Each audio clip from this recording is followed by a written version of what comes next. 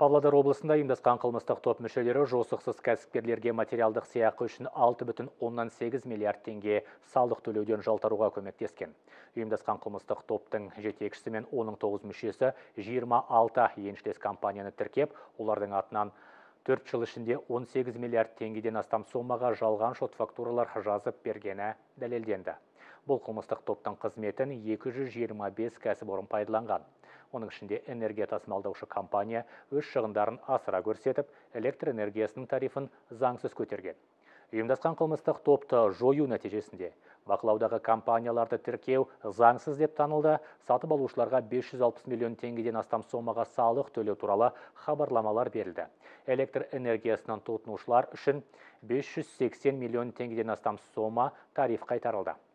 Сот үкімімен ұйымдасқан қылмыстық топтың жетекшісі 8 жылға бас бостандығынан айыру жазасын орташа қауіпсіздіктегі қылмыстық атқару жүйесі мекемесінде, қалған мүшелері 3 жылдан 8 жылға дейін бас бостандығынан айыру жазасына кесілді. Айта кету керек, салық төлеушілер үшін салық төлеу міндетті болып табылады. Ал заңнамада салық төлеуден жалтарған үшін жауапкершілік қарастырылған.